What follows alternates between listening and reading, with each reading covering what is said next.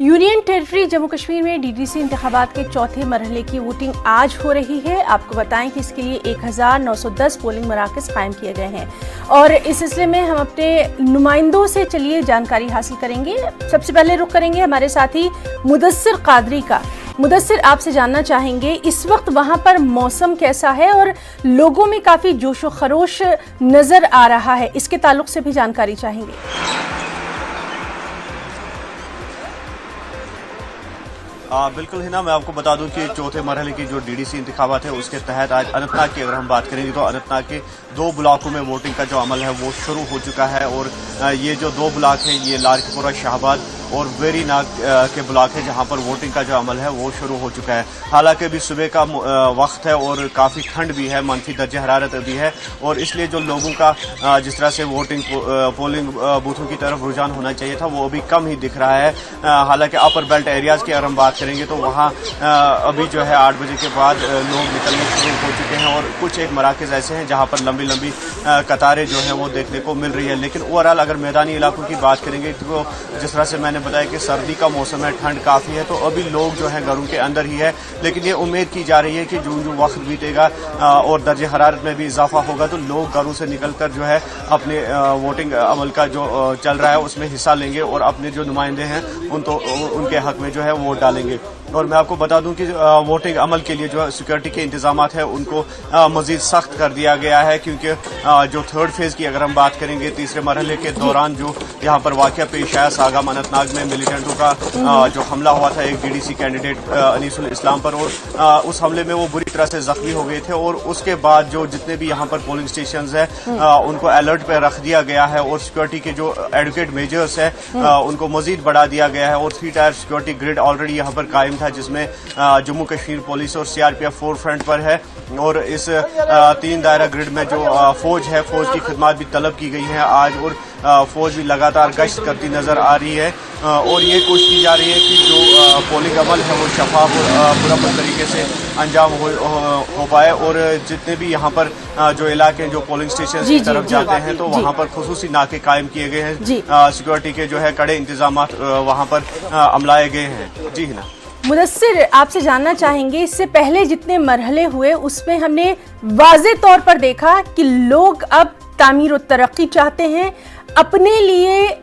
वहां पर जितने भी डेवलपमेंट के काम हो रहे हैं उनमें तेजी चाहते हैं और इसीलिए लोग बड़ी तादाद में निकलकर सामने आ रहे हैं। जो तस्वीरें हमारे सामने आ रही हैं वो भी काफी खुशाइंद हैं। सबसे अहम बात ये कि खवातीन वोटर और बुजुर्ग वोटर बड़ी तादाद में सामने आ रहे हैं।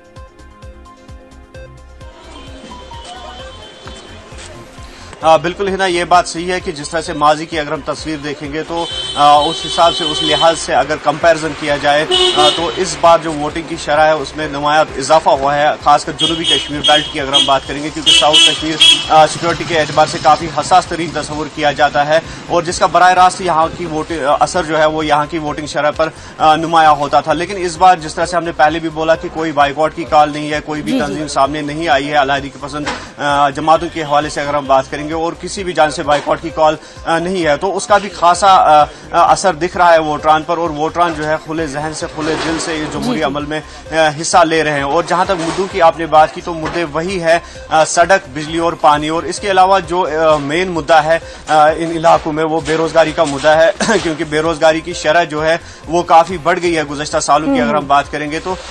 जो पढ़े लिखे नौजवान है वो बेरोजगारी के शिकार हुए हैं और इन मुद्दों को लेकर लोग जो है घरों से निकल रहे हैं और खुले दिल से इस वोटिंग अमल में जो है हिस्सा ले रहे हैं। और मैं आपको अभी बताऊं कि कुछ वोटरान हमारे साथ है क्योंकि एसटी की हमने बात की थी, इस पे हमने एक रिपोर्ट भी नशर की थी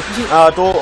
ये लोग जो है काफी बढ़ चढ़कर हिस्सा ले रहे हैं इस वोटिंग प्रोसेस में और इनसे बात करेंगे। नाम जानना चाहेंगे आप और बताइए इन इलेक्शन से क्या उम्मीद है आप? मेरा नाम मुमताज अली है, मैं यहाँ इनका इलाकाई रहने वाला हूँ, बाला इलाका का। तो हमने वोट डाल दिया बिल्कुल अच्छे तरीके से और हमारा मुद्दा ये है कि हमें 60 साल से जो फैसिलिटी नहीं हासिल हुई आज तक, तो हम आज उम्मीद करते हैं आज के वोट से कि हमें जो 60 साल से फैसिलिटी नहीं हासिल हुई, पानी, बिजली जैसे बुनियादी सहूलियात उनसे महरूम रखा गया है। तो इस खुशी में हमने ये वोट डाला कि हमें आइंदा के लिए हमारी जो राह है वो ठीक हो जाए, तरक्की कर सके, पानी, रोजगार हमारे पास में तो हमारे ये काम करके बालाई राम के फिर रहे।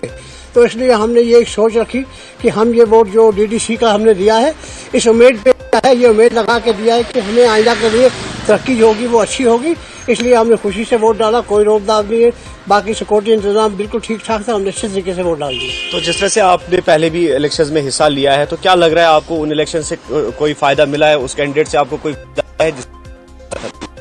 पहले जो हुआ है दिया जो काम जनमन काम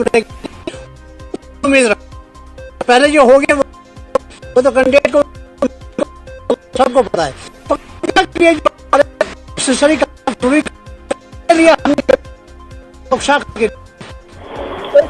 सुबह चाय से बगैर हम निकले तो अभी जाकर घरों में हमको चाय पिया, तो इसलिए हम खुशी से निकले हैं कि हमारा इलाका जो है तरक्की करे। तो हिना आप देख सकती हैं कि जो वोटरान का जोश है वो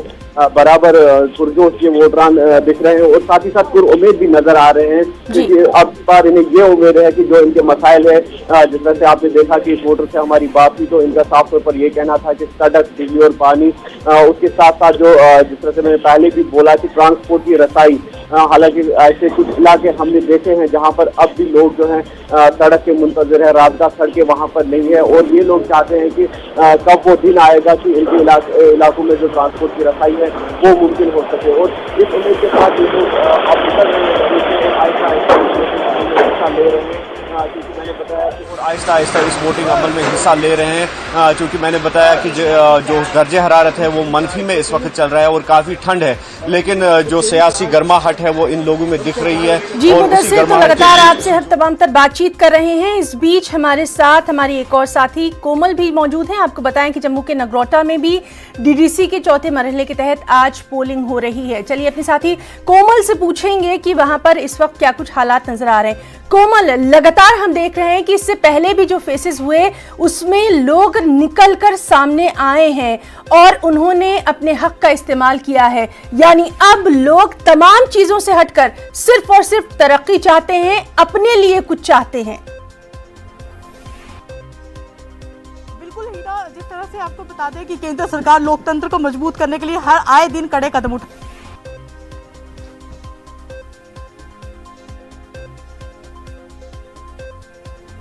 जहाँ पर लोगों की काफी भीड़ देखने को मिली है। मेरे साथ देखिए आप पीछे कितनी लंबी कतारें लगी हुई है। ऐसे में जो हमारे साथ लोग भी आपसे बात करेंगे तो सबसे पहले आपका नाम जानेंगे। तो आप मुझे बताओ कि कितनी उम्मीद है पहली बार डीडीसी के चुनाव हुए, कितनी उम्मीद है? देखिए जी, तो हमारा इधर परेशानी बड़ी है, इधर मुश्किल बड़ी है, हमारा रोड नहीं, इधर बिजली नहीं, पानी नहीं, इधर आता ही कोई नहीं है। हम इधर रोड परेशान, अगर बीमार हो जाए तो खाने में सोचती कोई नहीं। उधर हमारा इतनी परेशानी है, ना वो पड़ी है, ना सरकार भी नहीं है, ना सरकार है, ना एमएलए कोई, ना इधर आने वास्ते तैयार हो गई। अगर हम जिताएंगे तो मुड़कर पास देखे कोई नहीं, तो ओढ़े कैंडिडेट आ जाए ये करेगा कोई, इधर कुछ नहीं है। अभी भी लोगों को उम्मीदें बहुत ज्यादा है, लंबी कतारों में लोग यहाँ पे खड़े हैं। हमने देखा सुबह 7 बजे से लोगों की लाइन यहाँ पे लगी हुई है, लेकिन लोगों का जिस इलाके में इस समय हम हैं, हमारे कैमरा मैन थोड़ा सा कैमरा मैन सामने घुमाए तो दिखाए ये पूरा पहाड़ी इलाका है। मैं अपने कैमरा मैन से कहूंगी कि इलाका बताए, यहाँ पर एक पहाड़ी इलाका है जहाँ पर ये लोग दूर दूर से आए हैं अपना वोट डालने के लिए, अपना कीमती वोट डालने के लिए, और सड़कें यहाँ पर नहीं है। यहाँ पर 5 किलोमीटर का सफर तय करने के लिए 24 मतलब घंटे लोग जो है वो पैदल चलते हैं और गाड़ी यहाँ पर कोई नहीं है, पथरीला रास्ता है यहाँ पर। सड़क एक अपनी पक्की कराने के लिए सरकार से गुहार लगाते हैं बार बार लोग, और भी लोग हमारे साथ मौजूद है, उनसे भी मैं बात करूंगी। जी सड़कें यहाँ नहीं है, खड्डे यहाँ पर है, कितने काम है आपके जो अधूरे रह गए थे।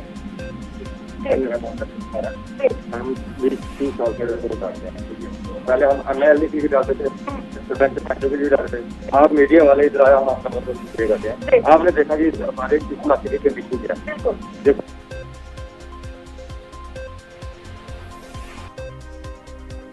तो नाज़रीन, लगातार हमारे तमाम तर साथी जो हैं वो हमें पल पल का अपडेट दे रहे हैं और अब हम रुख करेंगे हमारे साथी ज़हूर का। ज़हूर, ज़हूर से भी हम बातचीत करेंगे और इस वक्त हमारे साथ मुदस्सिर मौजूद हैं। मुदस्सिर, आपसे जानना चाहेंगे, अभी आप जहां पर मौजूद हैं वहां पर लोगों का जोश व खरोश साफ तौर पर नजर आ रहा है। क्या कुछ अहम मुद्दे इनके दिमाग में इस वक्त हैं जिसको लेकर ये इतनी ठंड में भी तमाम तर मुश्किलात के बावजूद निकले हैं, यानी तब्दीली चाहते हैं? मुदस्सिर।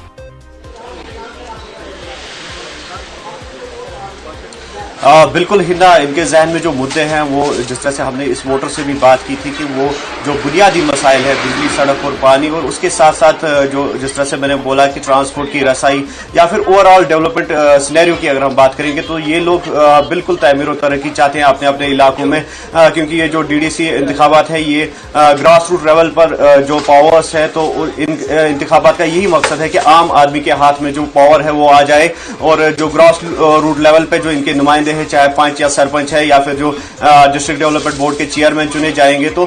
उनके हाथ में जो पावर आ जाए और वो अपने अपने तरीके से जो है किसी भी अमल दखल के बगैर जो तमीर और तरक्की के काम है उनको अंजाम दे सके और ओवरऑल जो डेवलपमेंट है उसको यहाँ पर एक नया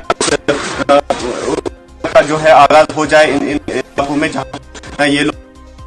और जिसके साथ ही साथ मैं आपको ये बता दूं कि बेरोजगारी भी एक संगीन मसला है जो इनके जहनों में छाया हुआ है, क्योंकि गुज़श्ता 30 सालों की अगर हम बात करेंगे जो कश्मीर पर खासकर हालात जो हावी रहे हैं उससे कहीं ना कहीं जो यहाँ की बेरोजगारी शरह है उसमें इजाफा हुआ है और जो रोजगार के मौके यहाँ पर पैदा होने चाहिए थे वो रोजगार के मौके यहाँ पर फराहम नहीं हो सके हैं, चाहे सरकारी सेक्टर की बात करेंगे या फिर निजी सेक्टर यानी कि प्राइवेट सेक्टर की अगर हम बात करेंगे,